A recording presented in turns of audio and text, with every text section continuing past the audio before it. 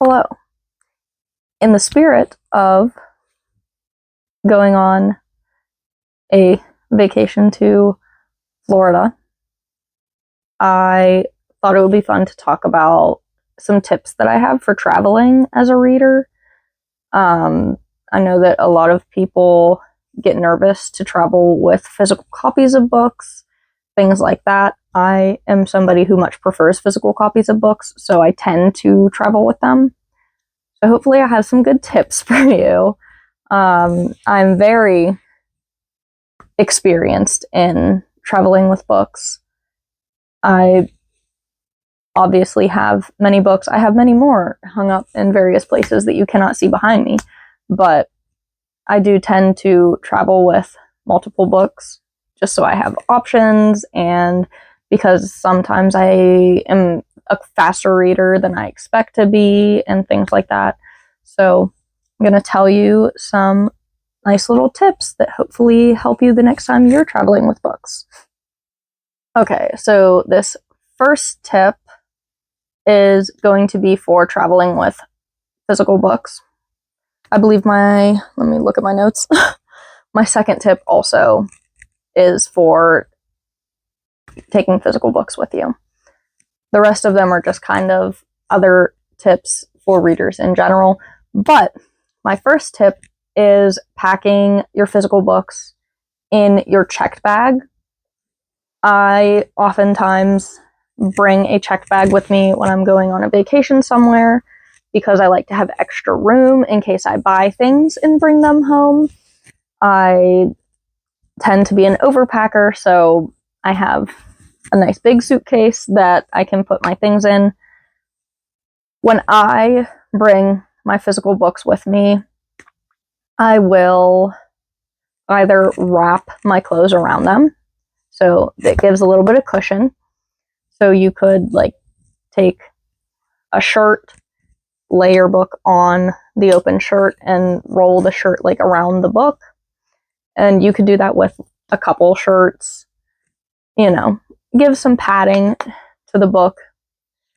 You can pack your suitcase a little bit tighter so there's not a lot of wiggle room for the book to move around and get damaged.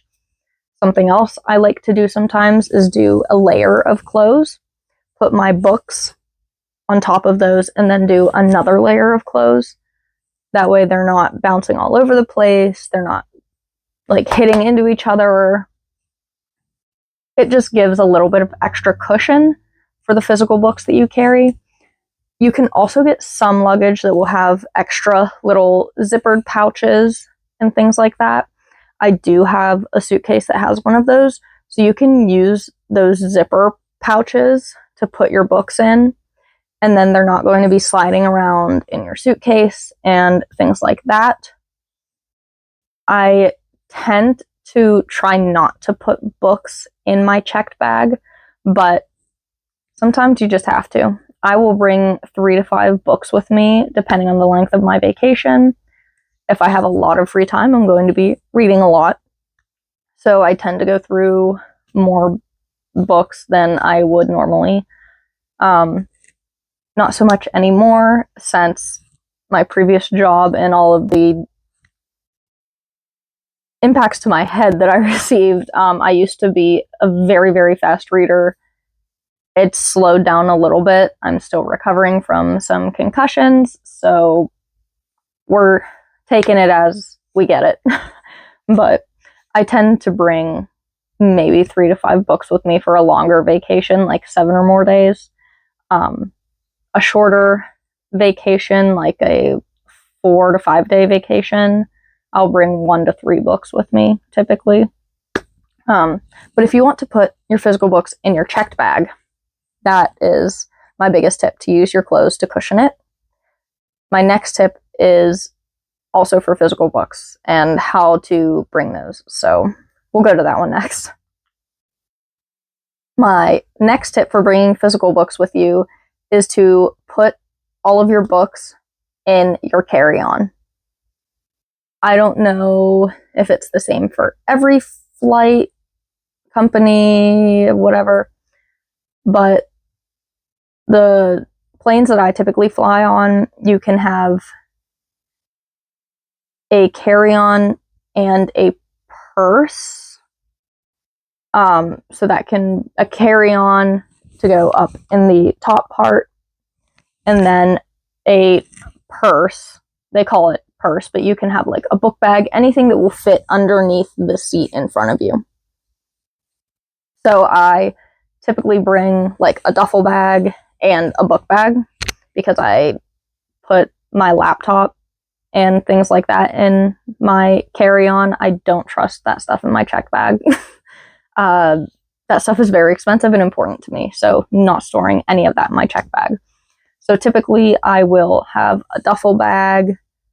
I'll have maybe a blanket in there. I like to have a blanket on the plane, maybe a change of shoes in there so that after I go through TSA in slippers or slides, I can change into tennis shoes for when I get off the plane and go right into my vacation.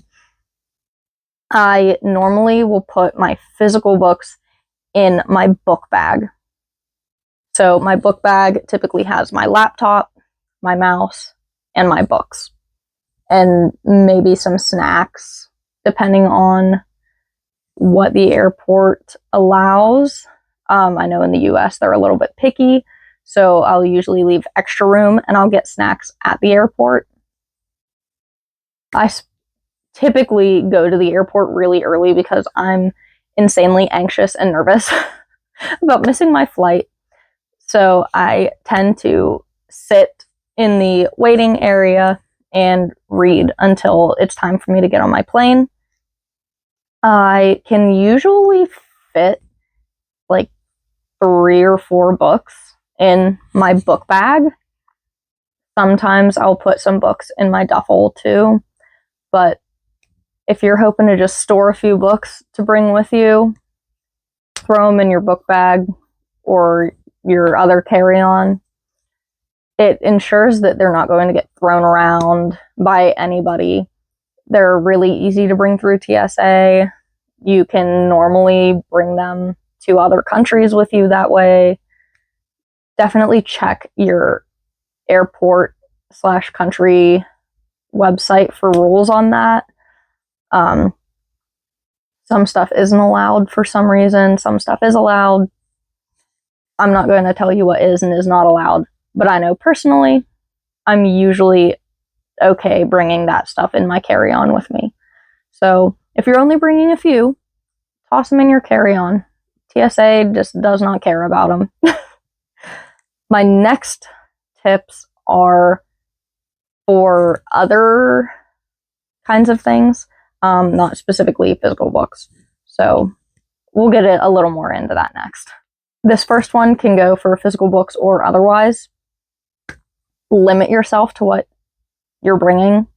I'm a terrible example of that. I am unable to limit myself when it comes to traveling with things for me to do. I get very bored very easily. I constantly feel like I need to be doing something, so I tend to bring myself some things to occupy me, especially on the flight. Even if it's only a 3 to 5 hour flight, I am still sitting there like fidgeting, very in need of something to occupy me. So limiting yourself, if possible, is the best way to travel with books. Sometimes I know what I'm kind of in the mood to read or what I know I need to read, so I will limit myself to, I'll bring these 2 books with me. I'll bring these 3 books with me and I can choose between these. Sometimes if I want to get more bang for my buck per se, I will bring like novellas, a bunch of these little tiny books.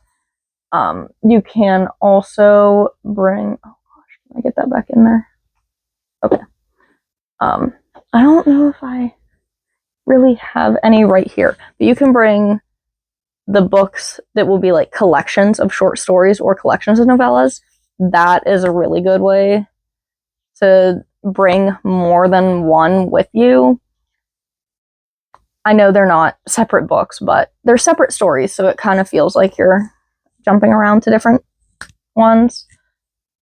I will tell you, hard covers are terrible to travel with. But if you choose to travel with hardcovers, take the dust jackets off.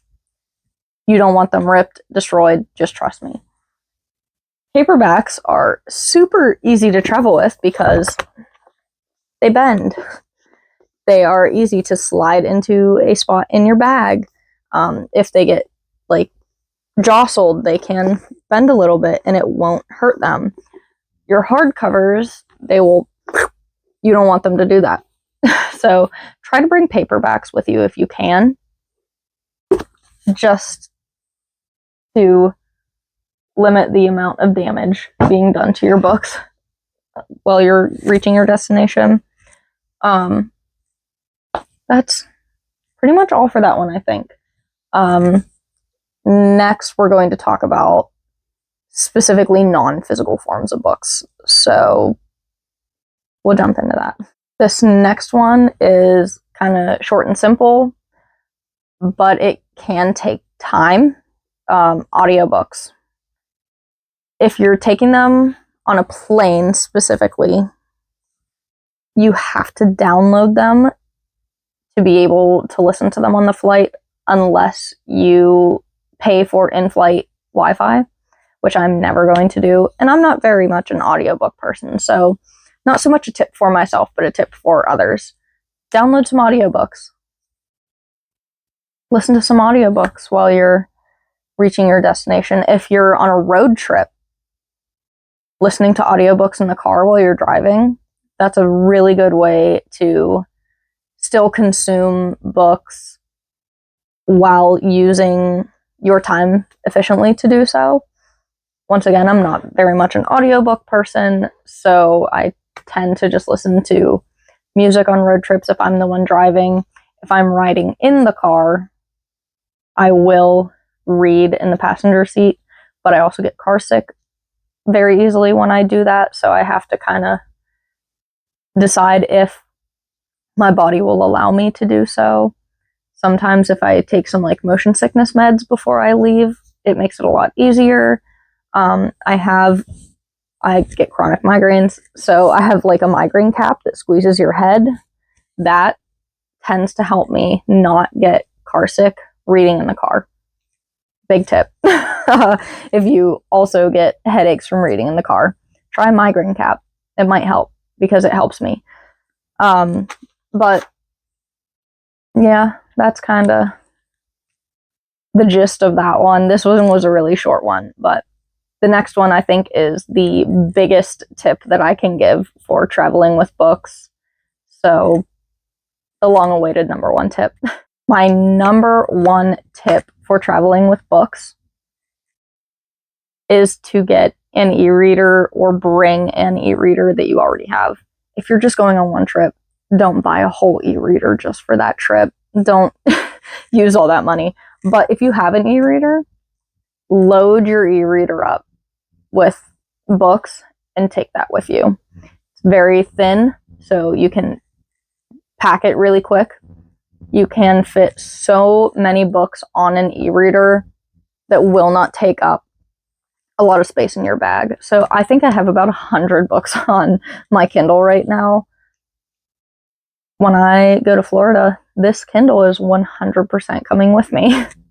I will have so many different books to choose from. It will be so easy to take it on the go.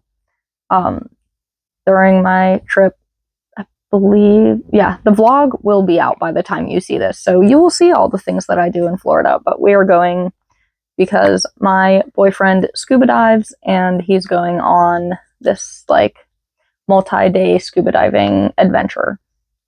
I'm just along for the ride. I just wanted a break. So we're going to read a bunch. Hopefully. I'm recording this before I go, so don't expect me to tell you anything cool about what I did.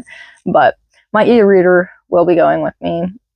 I think I'll most likely be using my e-reader on the plane for most of the trip. I will have a book club book that I have to read. Yeah, this one. This is from my local library. So this will be going with me for sure, because the Monday after we arrive home, I have my book club where we're going to discuss this book. So I will most likely just be bringing my e-reader and this book, but I'll still have over 100 books with me because my e-reader has tons of books on it. So that is my tips for traveling with books. Some of them seem kind of obvious.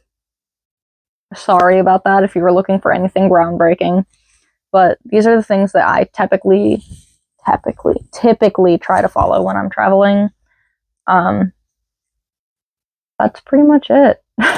I'm very awkward in this video. I don't know why, but oh well. Happy reading, and I will see you next time. Bye.